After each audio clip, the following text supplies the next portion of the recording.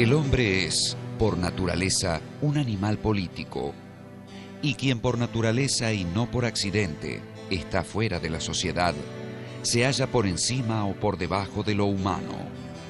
Ha de ser una bestia o un dios. Aristóteles, Política. Aristóteles nació en el año 384 a.C. en la pequeña ciudad de Estagira, en la actual Estabró, que se encuentra en la costa noreste de la península de Calcidia. Su padre se llamaba Nicómaco y de hecho era el médico personal de Amintas II, el rey de Macedonia, que era a su vez el padre de Filipo y el abuelo de Alejandro Magno.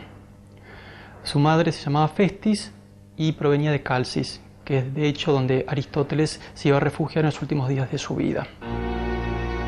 El interés de Aristóteles por el estudio de la naturaleza quizá comenzó en su juventud, pues probablemente fue instruido por su padre en los rudimentos de la medicina en la corte de Amintas II. Entonces Aristóteles muy probablemente en la infancia haya vivido en la ciudad de Pela, que era el lugar donde se encontraba la corte de Macedonia, y allí haya conocido a Filipo, que más o menos tendría su misma edad. De todas maneras, Aristóteles permaneció muy poco tiempo allí en Pela, porque sus padres murieron cuando todavía era niño. Y lo tomó a su cargo un pariente de la familia, se llamaba Próxeno, y lo llevó con él a otro lugar en Asia Menor, que se llama Atarneo, cerca de la región de Misia.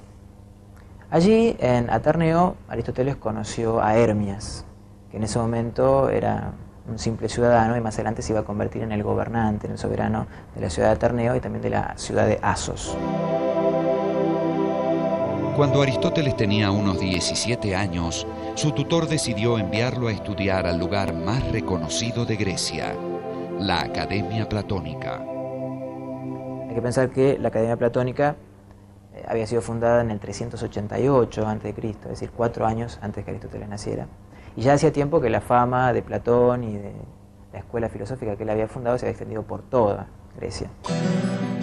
Rápidamente, Aristóteles se convirtió en el alumno más brillante de la academia. Platón comenzó a llamarlo el lector, por su afición a leer todo escrito que llegara a sus manos, y la mente, por su deslumbrante intelecto. En la academia, Aristóteles encontró, además, una muy importante cuestión filosófica que subyacía a la polémica entre Platón y los sofistas: la relación del lenguaje con la verdad.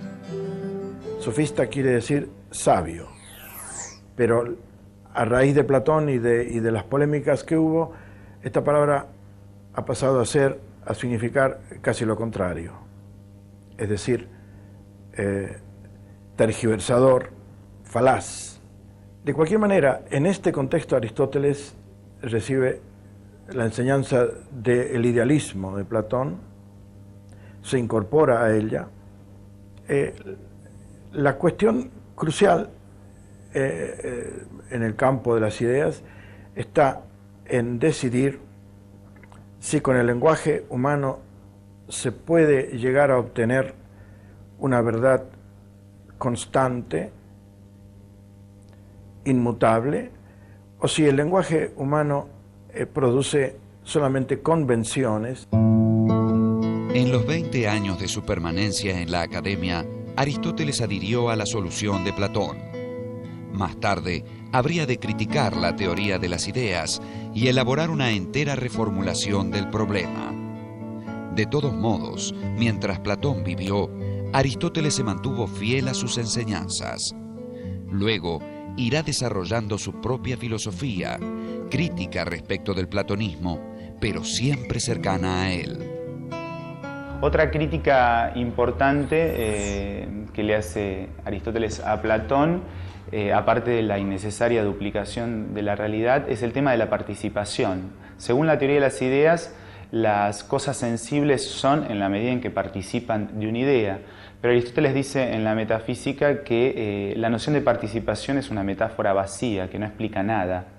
No se entiende de qué manera las ideas pueden ser causa, ¿sí?, respecto de las cosas.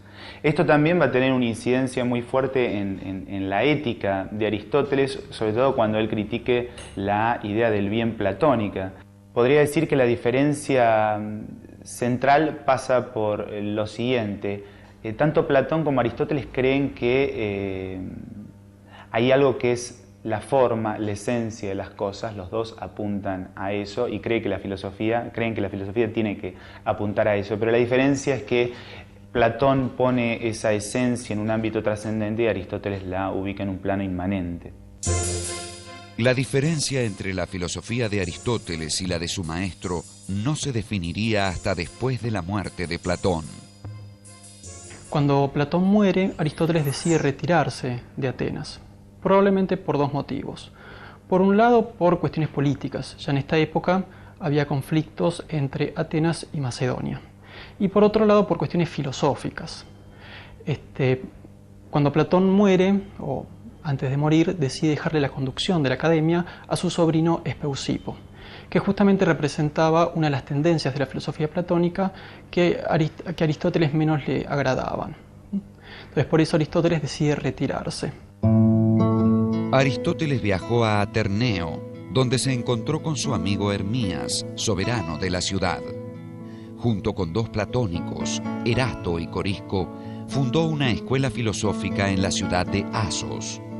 Filipo decide llamar a Aristóteles para que sea el preceptor de Alejandro Magno, que en ese momento ya tenía 13 años. Entonces Aristóteles decidió viajar y aceptar la invitación de Filipo, y poco tiempo después de que se fue, Hermias cayó en poder de los persas y lo torturaron para que él revelara secretos que sabía de la invasión que estaba preparando Filipo de Persia. Aristóteles se conmovió mucho por esa muerte heroica, porque en ningún momento reveló los secretos de Filipo, y le dedicó un poema que más adelante le iba a traer problemas, porque los atenienses lo iban a acusar de irreligiosidad y de impiedad por haber compuesto un poema a una persona que más parecía ser digno de un dios que de un ser humano. El poema a Hermías no fue el único homenaje que Aristóteles rindió a su infortunado amigo. Hermías no tenía más familiares que una hermana menor, cuyo nombre era Pitia. Aristóteles se hizo cargo de ella y poco tiempo después la desposó. Mientras, se dedicó a la formación del joven Alejandro. En el año 340, al morir Filipo, Alejandro fue nombrado regente de Macedonia.